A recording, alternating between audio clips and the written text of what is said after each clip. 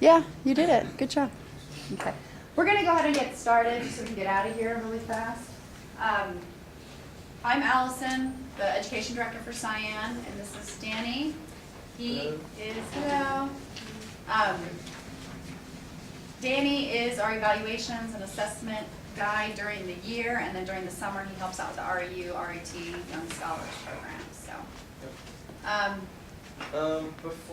Actually, I needed to hand some things out. And I don't have anything for RET mentors. Those of you who have REUs, could you raise your hands because we got some stuff to give to you. It's okay. Does somebody here have Marcus Lee? Okay, he may just not be here, so that's fine. All right, so let me just do. Marcus Lee is Dr. Norwood's. Well, Dr. Norwood has two. He has a HOP and an IOU. I tried. So don't worry about it. And he switched. Like, it's all right. Canceled and get a different one. Let's just. I'll just hand out one of That's the HOP student. each. There's more acronyms in education than there are in the military. Yeah. Well, I'll just go around and do one of each of these. Basically, what I'm handing out is just like some things that we are giving the REUs. Wait, so just read. Oh, I'm sorry. Do you have an REU? Yes. Okay, so you're good. And then these are just things that are kind of what are expected of them, so that you guys can be aware of what is expected of your mentees. So who else has an REU? You're here. Okay.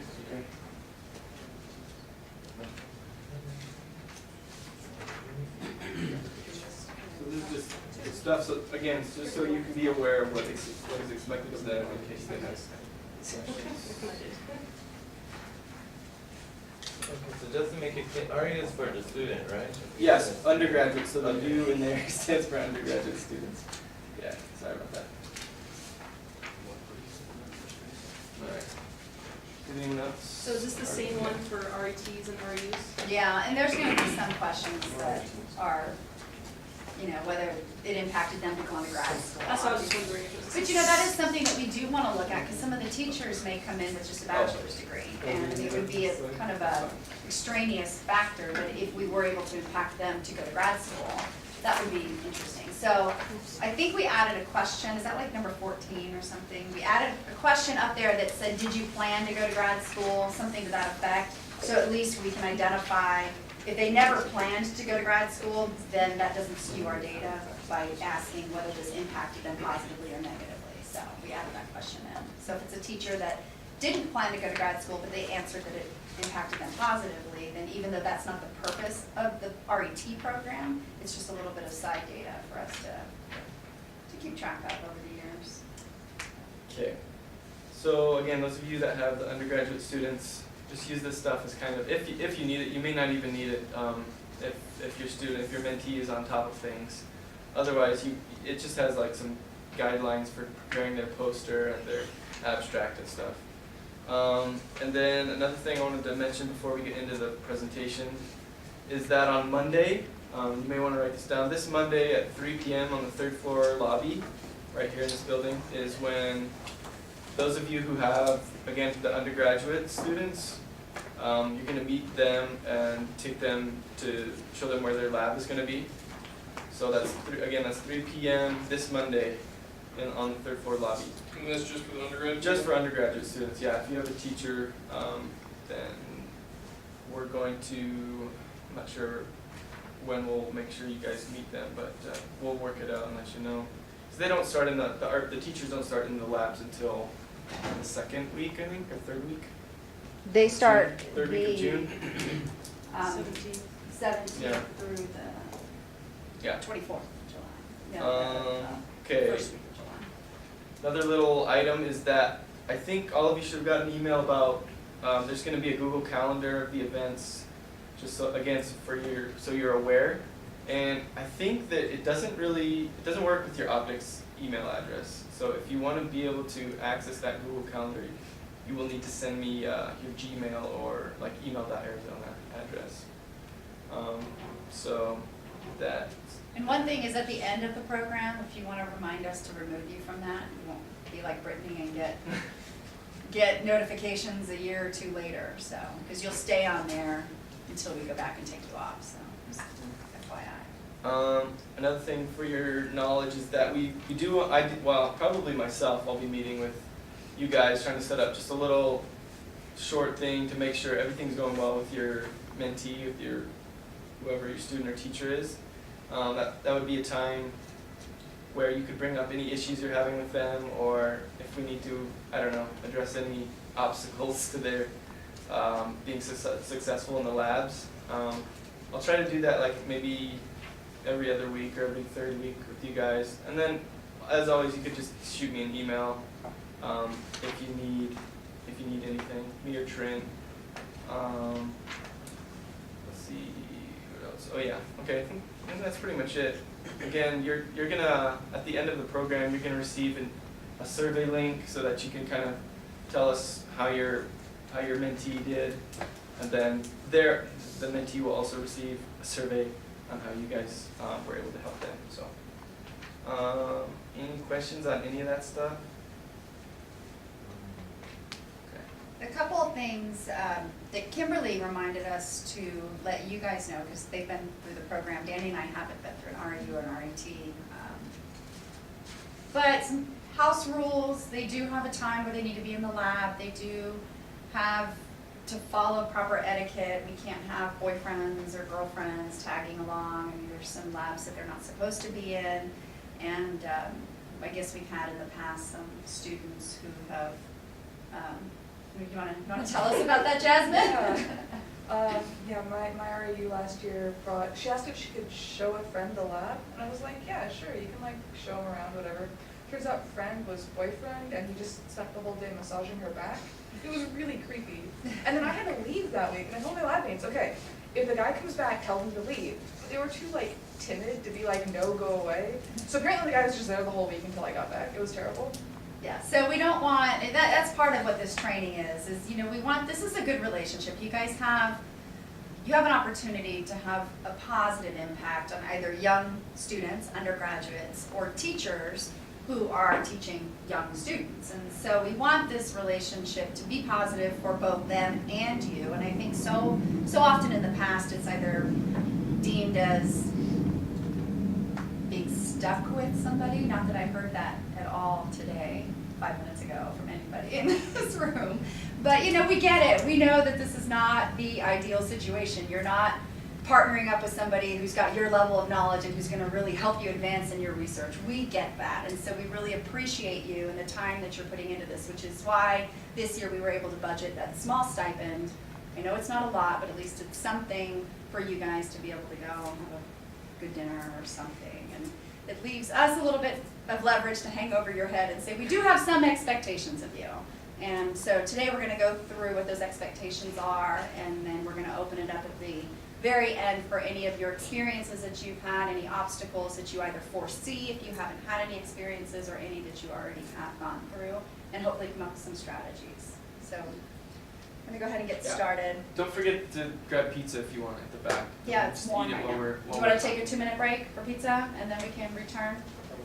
Or I Yeah. can just talk while you eat, while Yeah, you just go grab for your it. pizza? Sam, go for I'm it. just gonna, okay, we're, decision made. Okay, so this is just a list, pretty basic. You were gonna do this one, but I told you I'd go in. I mean, it's fairly straightforward. We all have a pretty good idea of what a good mentor is. It's someone who reciprocates the enthusiasm that one has for example, the teachers who are coming here have never gotten any type of lab experience like this, and so they're all really excited about it, I can tell you firsthand. And so kind of reciprocating that enthusiasm for it, and again, having respect, having clear expectations for what the mentee is expected to do and achieve. As far as personal connections, that's just being friendly, establishing a good working relationship with them, being honest and open, being an active listener. Okay, so a mentor should be actively engaged when if your mentee comes to you with some type of issue or problem, you actively listen. We'll talk about that some more in a little bit. And again, being engaged with the mentee and helping them set goals, those are just basic things. Obviously, poor mentors are the opposite. Maybe not being very good at communicating, not being committed to the relationship, the mentor relationship, having personality conflicts. And I would just say there, I think if you can tell right off the bat that there's going to be a personality conflict with whoever you're working with, I don't know, I think we'd rather have you guys just tell us, and we could maybe switch things up. We could have you trade with a lot of you are like with the RETs, there's 2 of you work in one professor's lab, so you could maybe switch. I don't know, I think I'd rather have that work out. Because sometimes personalities, I think sometimes they just don't get along. So that's fine, just let us know. You don't have to live with that. I think it'd be better for everyone. So yeah, that's kind of. I do want to mention this last one, open doors for their mentees, good mentoring. What that means, obviously not literally, but you could. That would go up with personal connections and just being mutually respectful. But opening the doors, that really is something that you guys, it goes back to this opportunity to impact. You have these REU students. You can be opening doors through your connections here. You could be, and that's the importance of having a relationship that goes just beyond, I'm here to babysit this person. You really, if you could get in that mindset of you could positively impact this student, if he or she is performing really well, you would go and talk to your faculty advisor about that, kind of spread the word. You have the opportunity to potentially open doors for your students. And for those of you who have research experience for teachers in your labs, same thing. These teachers, we build in Cyan, we develop collaborations. I have some of these teachers working on our pre-college modules for the super course. I talk to them, some of them are at Pima Community College. They've come in, they've done presentations for us. In fact, our RET program, we have somebody who's been through this program before coming back to do some presentations for the teacher participants. So we develop ongoing relationships with them. So part of your mentorship is to realize that you have the potential to open doors beyond just the 6 weeks or the 10 weeks that you're with your participants. But again, you can open the doors for them. No, 3 weeks with the literally. teachers, huh? Yeah, but if they participate in some of the other activities.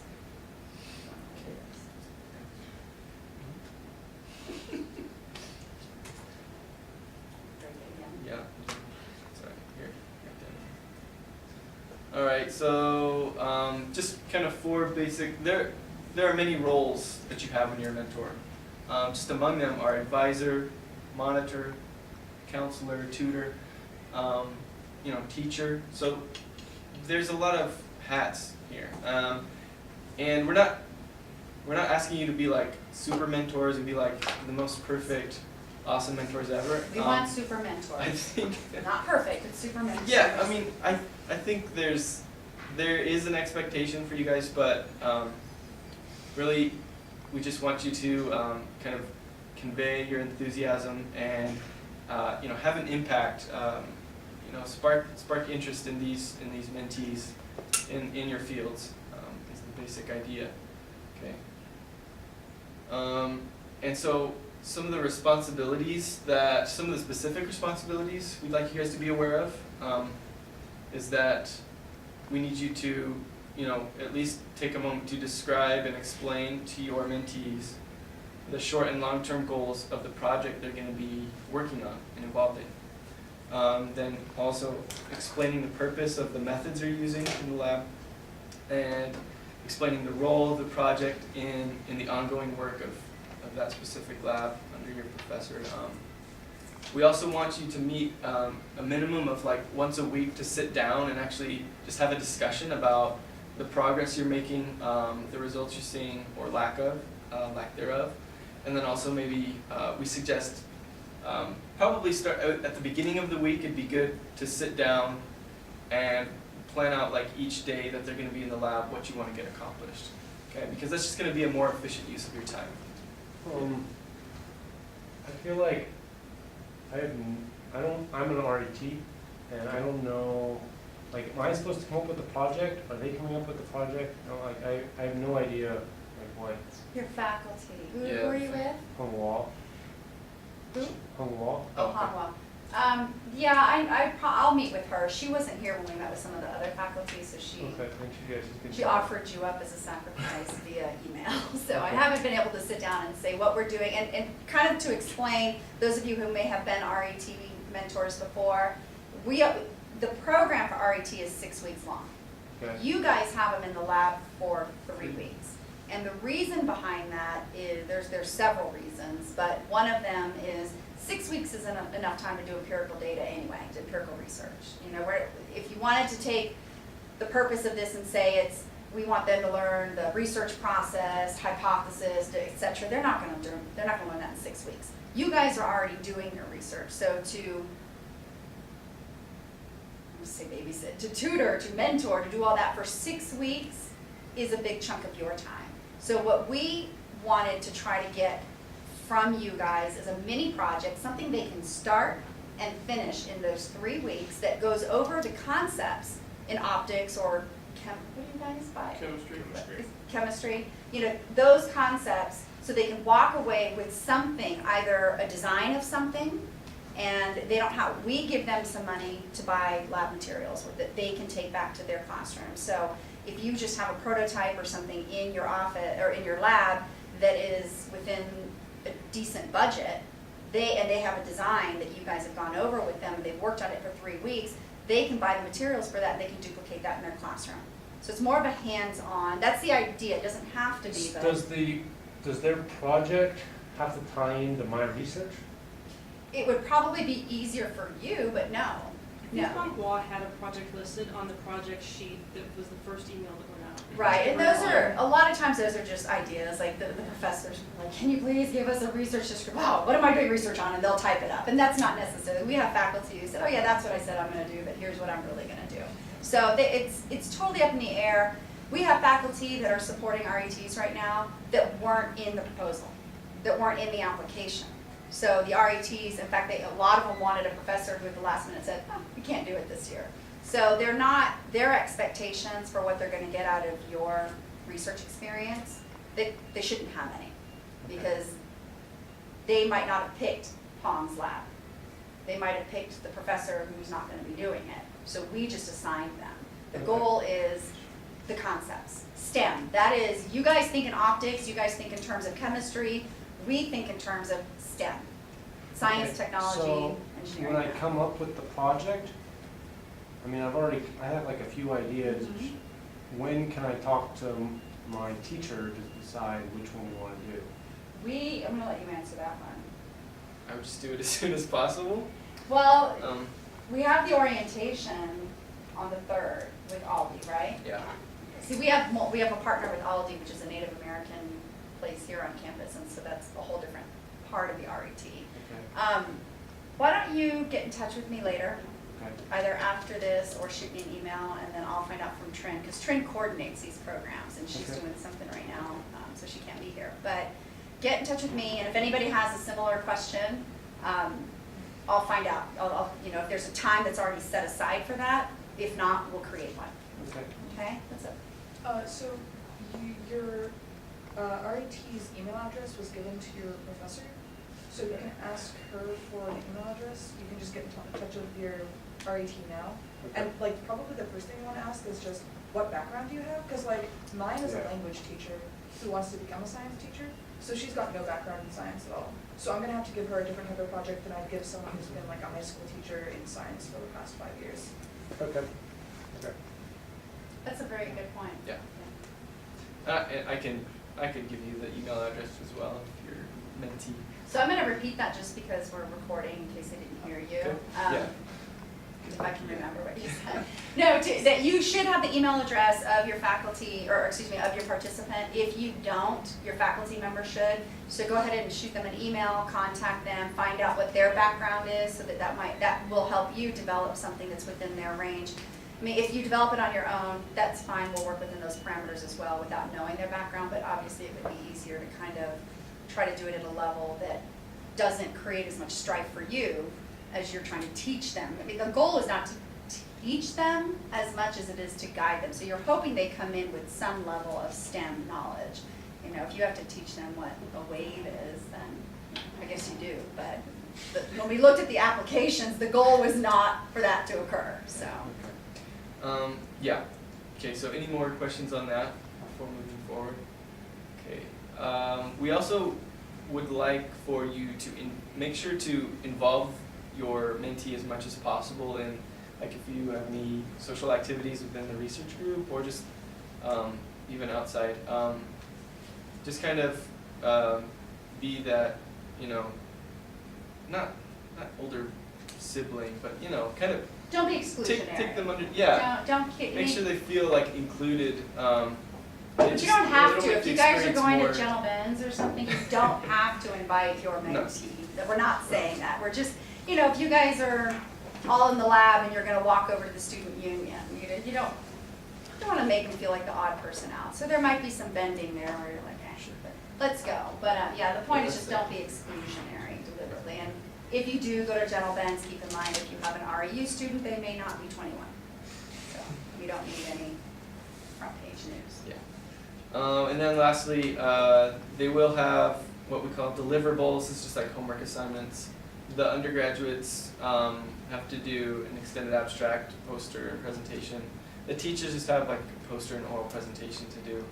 And so I think a lot of the time these participants don't have any background writing an abstract, doing, you know, an actual poster.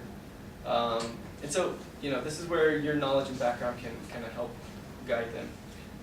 And again, we're going to be giving them some guidelines for doing posters and presentations and stuff, but it'll be best if they learn directly from you guys. So.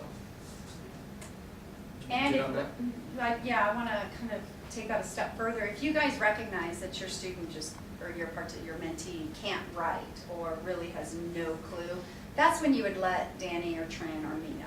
Because we are going to do a little bit of training on creating a poster, creating an oral presentation, how to write an abstract, but it's going to be something like this. It's not going to be very interactive and it's not going to be very long term. You figure 6-10 weeks is really not a long time to teach somebody that stuff. But if you guys recognize any issues, especially if it's going to set you back to the point where kind of this person can't even write at all, then that's when you would notify us, because we don't want this to be a negative experience for you guys, but maybe we can step in at that point and help out. Okay. Do you want to talk about this? The purpose of the REU and RET programs, we could have separated them out, but there was so much overlap that we decided to put them together because really they have very similar objectives. We want to increase the knowledge of optical sciences and related fields. I mean, that's clear. You don't want somebody to come in knowing very little about optics or chemistry and walk out still knowing very little. The point is to increase the knowledge, expand student participation and interest in optics. That ties into the mentor-mentee experience in that if you guys are enthusiastic, if you guys really take this as an opportunity to have a positive impact on somebody, then they're going to turn around and have a positive feeling about science or optics. If they come in and they have this especially with optics, which is not part of the national standards in the high schools or the middle school. So if they come in knowing very little about optics, you're a terrible mentor, they have a terrible experience, and they go back to their classroom and say, forget it. Go to electrical engineering, go to chemistry, go anywhere, but don't go to optics. And we don't want that. So that's where with you keeping in mind that part of the objective of your mentor experience is to help them gain that interest in optics or interest in other fields related to STEM. Encourage students to pursue higher education or graduate studies and professional careers in science and engineering. Now, obviously, your REU student, the goal is for him or her to go on to grad school in a STEM field. From an NSF perspective, we don't care if it's optics, we don't care if it's chemistry, we don't care. We care that it's STEM, and we care that our program helps sway them to do that. From an optics perspective, we hope it's optics. But really from the programmatic proposal, the grant-funded money, just STEM. So keep that in mind. Now, the teachers is a little more challenging because the true purpose of an RET is for those teachers to take that material, that knowledge, that enthusiasm back to the classroom and then get their students interested in pursuing college or STEM careers. So we have to track that many levels down to see, did this program, first of all, impact the teacher? Second of all, did this program impact the students based on the teacher's experience and the teacher's reiteration of what they learned, which is also what went into play when we designed that 3-week mini project, thinking that they could actually create something tangible and take it back to their classroom. That is so much better than saying, I learned all these concepts, now I'm going to develop a lesson plan, which they will be developing a lesson plan as well. But if we just left it up to them to turn all those concepts into a lesson plan and then implement that lesson plan, it just seems like there's so many variables there. So hopefully with something tangible that they can take back to the classroom, it would be easier to measure how much that did or did not impact the students. So keeping in mind the RET is several layers down, for the true objective of it is to get those middle school, high school students into STEM fields in college or STEM technical, whether they do an AA and in some technical field, okay? Develop the teaching, mentoring, and project management skills. This is for you. What do you guys get out of it besides the $600? You get, not much of a selling point, but really, you do get to develop your mentoring skills, and you don't know where your careers are going to land you. If you're in academia, are you going to be somebody who just brings in money and teaches on the side, which is something you have to fulfill, or are you going to be one of those teachers that really gets out there, gets with the students, and motivates them? Are you going to be like a Scott Tyo who goes in and develops partnerships with other schools and does a lot of outreach? You don't know how these skills for leadership, giving back, impacting people, how they will or won't come in handy as you go through your career. Even if you go straight into industry, there's a lot of outreach that goes on with the community. So developing those skills, giving back, impacting our youth, those are the things that you guys get out of it, plus the $600, which is more tangible, but not quite as, whatever, let's say heart-wrenching, but the opposite. Heartwarming, there you go. You want to take over time management? Or am I doing this? I'm doing this, okay. Do the next couple, I didn't write it down. All right, time management. So what's going to make your experience positive? Fewer obstacles, less babysitting. So how can we make it so that you guys feel like you're having a good time? And it's going to be a little bit of front-loaded work on your part. Setting your priorities, finding out what it is you want, what you expect from your mentee, communicating that to them, and managing your time. We get that you guys are students first. You belong to your faculty advisor. You are not mine. You are not the participants. We get that.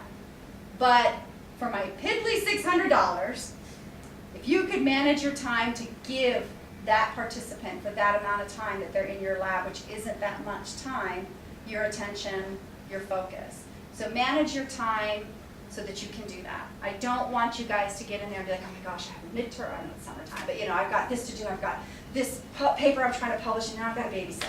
I don't want you to feel that way. And if you start to feel that way, just communicate that with us. We can help you manage the time or set some schedules. Create a schedule, communicate the goals. It does no good to put time in to create a schedule if you don't articulate that to your mentee or make it so that your mentee understands that. And if your mentee is not coming to the lab, I absolutely have to know that. They are getting paid more than $600 to do this. I have to know if they're not showing up. So please let me know that. As Danny already said, if you can hold weekly meetings just to kind of go over any issues that they may have had that week, where you're at, do you need to alter your goals, alter your schedule? Scheduling, I kind of went over that. Know the projects and goals, create and keep mutually agreed upon meeting times. That goes for you as well as them. I just said that I need to know if they're not in the lab, but from them I also need to know if you guys aren't in the lab during that time. And it's okay if you can't be in the lab the whole time, but that's where having a schedule is so important. The last thing I want is for that little bit of time that the teacher participants or the REU participants are in your lab, that they're twiddling their thumbs. Because they're already going to feel lost and overwhelmed. So if they go in, you've ever been in a new place, a new job, if you don't have somebody to kind of guide you through, you're kind of sitting there going, well, I know how to run the cash register, but I'm afraid to touch something. I don't, it's just not a good feeling. So you want to at least give them a to-do list.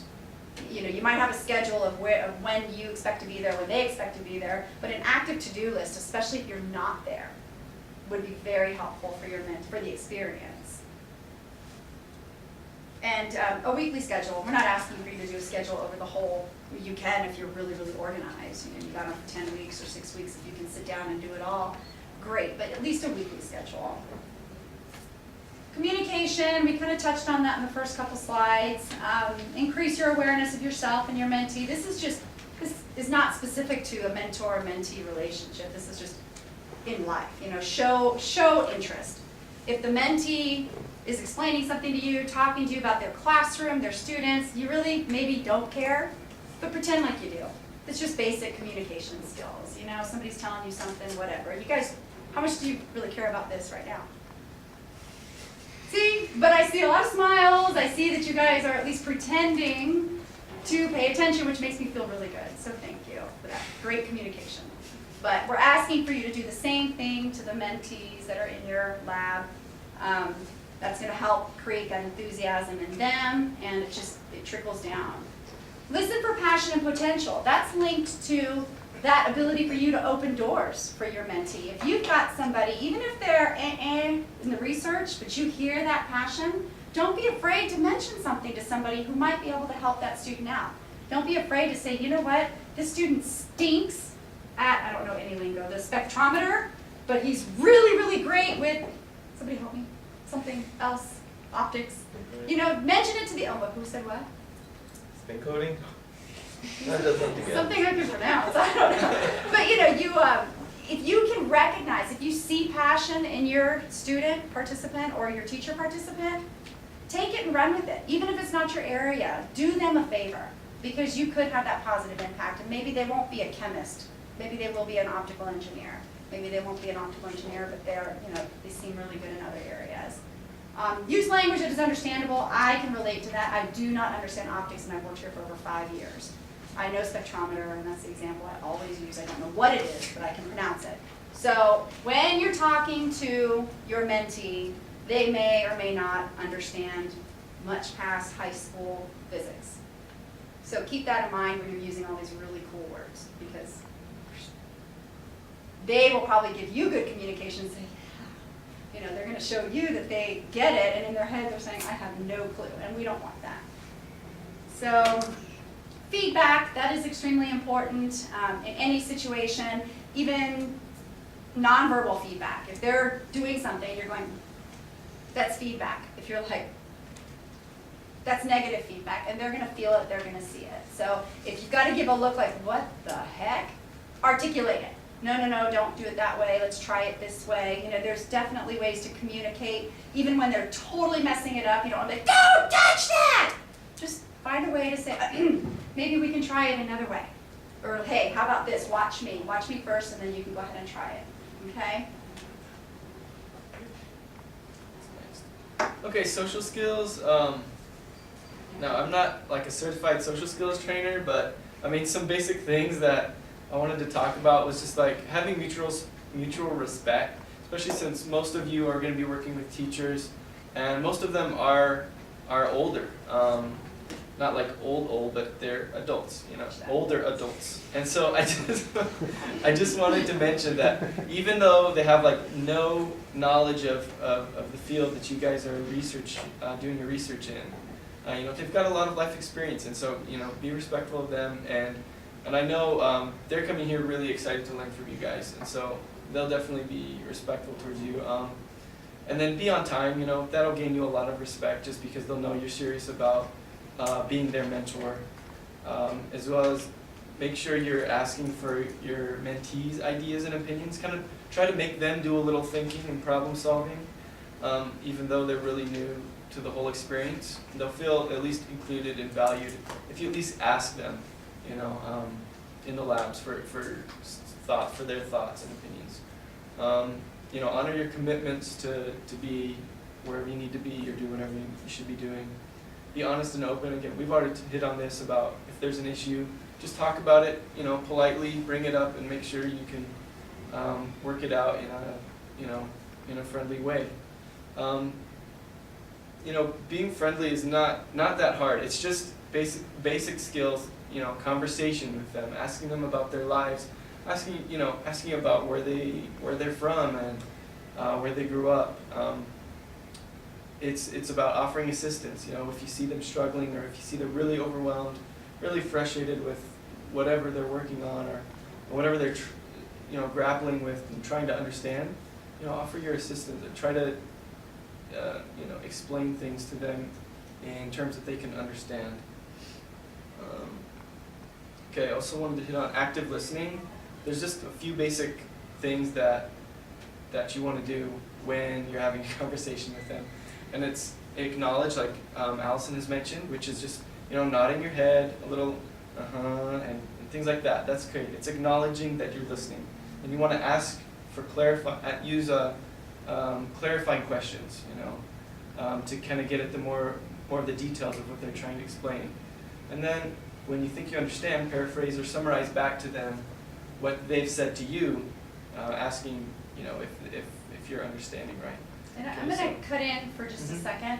That is not only important in everyday life, you know, just in relationships, but in what we're trying to accomplish here, it's especially important because you guys may be on two totally different planets when it comes to what you understand and the way you just explained it and what they think you understand, or vice versa. So if they're talking to you and you paraphrase it, that's going to help them gauge whether or not they got it. If you think that you understand what they're saying and you don't bother to paraphrase it, I'm not saying somebody says, "Hi, how are you? I'm from Hawaii." "Hi, you're from Hawaii?" You know, we don't have to do that. But this is just be very natural.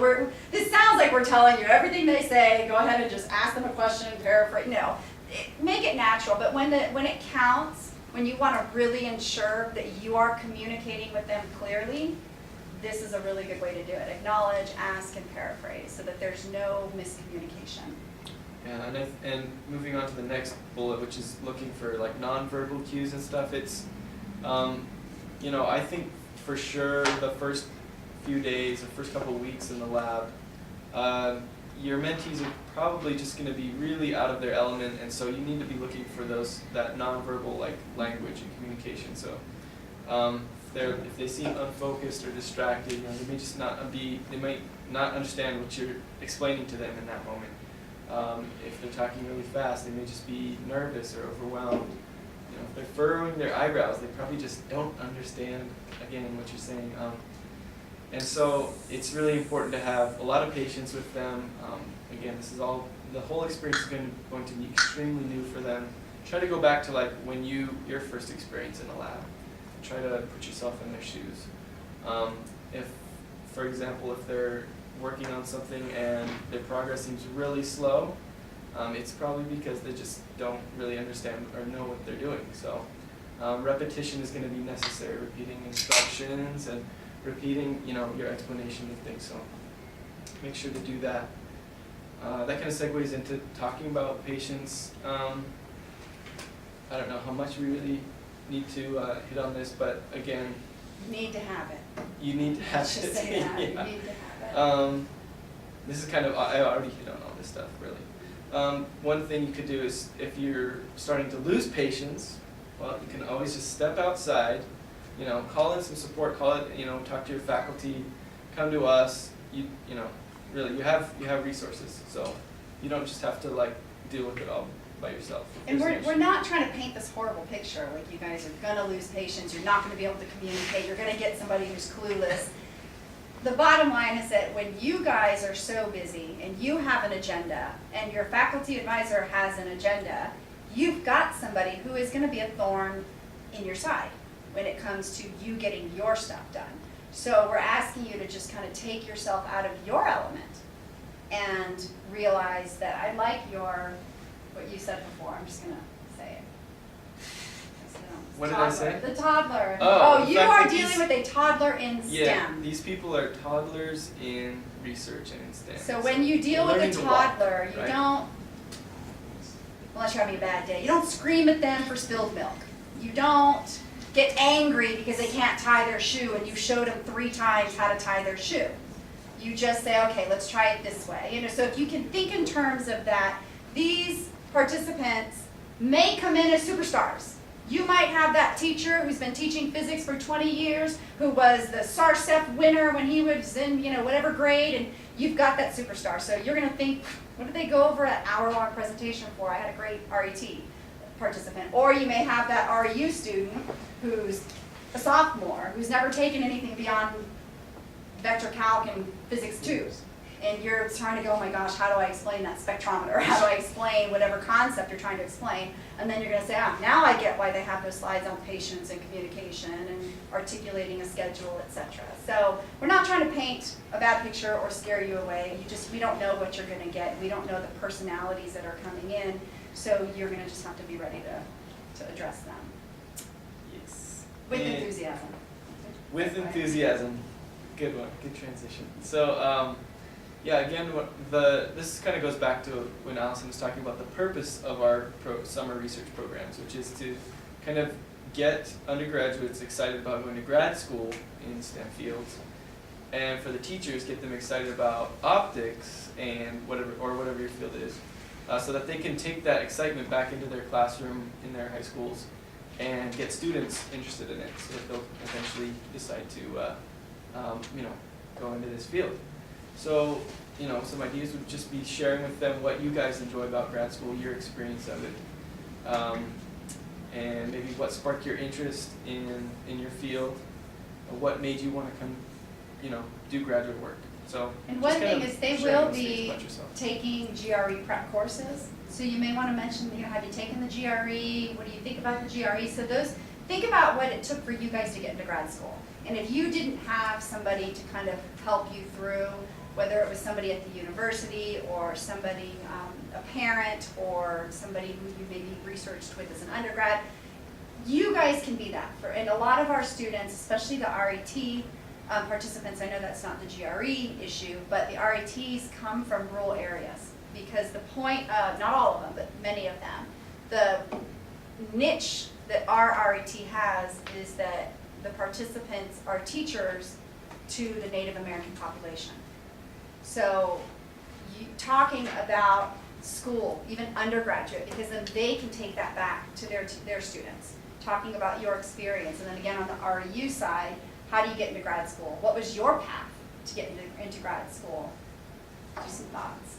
Yeah, that was an important point, because I don't know if everybody's aware, those of you who have the teachers as your mentees, they are from rural areas. I think there's only one or two from around Tucson, and the rest are in rural, out on reservations and stuff. And so it's pretty cool. They're a diverse group of people. Yeah, they're teaching to Apache, Lakota.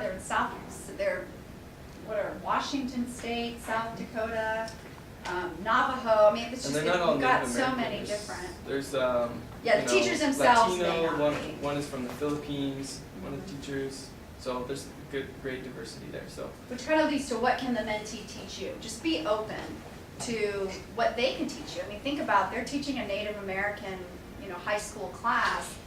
Maybe they are, maybe they aren't Native American themselves, but to me that's really cool. I want to know, how is it? What is it like living on a reservation? Those are just some things to be open to learn about what they can teach you.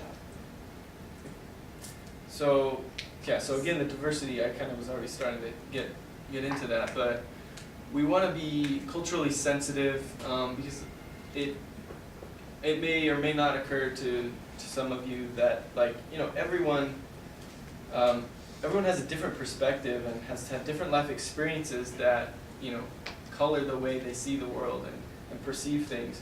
So you want to be, first of all, aware of your own perspective and realize that it is going to be different from your mentees. And so you want to hopefully seek to understand where they're coming from, their cultural background, their place of origin, and I think several of them probably will, their English will not be their first language, and I'm assuming for some of you guys too, it's not. So you do want to make sure you're, again, going back to communication, make sure you're speaking at a good rate and enunciating, pronouncing things as accurately as possible, because especially if you and your mentee are Non-native speakers. You're right, non-native speakers for English, like, it may be a little bit tricky, so, just be aware of that. Some of you may have, second, non-native speakers. And then, again, help your mentee feel included by avoiding, just like slang jokes or idioms that they might not understand. Idioms are just like figures of speech, right? So, and then be respectful of, they may have non-Western and unscientific ideas, right? Again, the Native American culture is like, it's a very rich culture and it's very strongly rooted in tradition. So, even though they're here doing research, they probably still have strong ties to their culture, and so you want to be respectful of that. And we do have, right before they go into your lab, they're going to be working with Dr. Mike Knopfsager downstairs he's creating what's called an optics research workshop. And the purpose of that, for those of you who have the teacher participants, I'll give you kind of a briefing on what they're going to be doing. Weeks 1 through 4, they'll be with Aldi, and Aldi is American Indian Indian Language Development Institute. that. And it's really cool because they're going to be taking a class on tech. I don't know what that stands for either. They're like, I don't really know. It's teaching, it's called teaching indigenous language through traditional ecological knowledge. That's tech. It's supposed to like tie like modern science with their language and culture of the Native American. So we're doing a lot of cultural, Native American cultural things with the RETs. So that's weeks 1 through 4. With that as well, weeks 1 through 2, or the first 2 weeks, they'll be with Dr. Mike Knopfsager, who is going to be bridging the gap between optics and what they're learning at Aldi. So for example, some of the presentations they're going to have in their class at Aldi have to do with astronomy, but they're not going to necessarily be teaching the astronomy that you learned in the classroom if you took astronomy. They're going to be teaching how the different Native American tribes might be perceiving what we would consider Orion or the moon, because the planets, because they really, as Danny already said, their beliefs in science are rooted in tradition, not necessarily what we would consider hard science. And so it's not that they're not aware of that, but it's how they perceive things. I mean, think about things that you're taught from the time you're really little. Just because you learn something different in a textbook doesn't mean that you might know it, but it doesn't mean it necessarily changes it. So they're going to be doing that. Dr. Mike is going to then I'm just giving an example, if they learn about astronomy in their Aldi class, he's going to then have them track, he used the word, what is those thing that you track the, no, it's not what he said. Little spec, I don't know, I keep wanting to say spectrometer, that's the only word I know. It's where you can track the movement of the, huh? Inclinometer? No. Keep going though, no. But he's going to have them do that. And so even though he's not teaching them something contrary to what they're learning, he's at least taking that and bridging the gap to the hard science of here you can track. I have it written down somewhere, but he described it. It's like a little thing with a little, he said you can build it with 2 little 2x4s. Wow. Okay, I really don't, I'm sorry. But so they're going to be weeks 1 through 2 there. It's going to overlap with their Aldi class. And then they're going to be starting in the labs with you guys the 3rd week through the June 17th through the 3rd week of July. And then we actually have a professor who's world-renowned in Native American, applying Native American culture to science. He's coming in the last week. They won't be in the lab with you guys, but he'll be the first 3 days of the last week. They'll be going through that with him. And then they're going to do their poster presentation on the project that they do with you guys. So all this stuff that you can see on the Google Calendar, so yeah. if you don't have access to it, you need to send me your Gmail address or something. So that's why I deliberately jumbled it all up, so you guys will run to the Google Calendar and say, what was she just talking about? So just so that the whole point behind that is that the RET participants are getting a lot of different angles here. They're getting the hard science, the Native American culture, and again, the whole purpose of that is when they go back into the classrooms, they are teaching kids whose parents may be elders on the reservation, who can't necessarily say, or I don't know enough about the culture to give an example, but they might be battling digging through their reservation to lay fiber optics. Some people may not want it. Some people, what we would like to do is try to help them understand the positive behind the science, not to look at science as something that's harming our society or and not advancing. So there's a lot going on with the RETs, the REUs.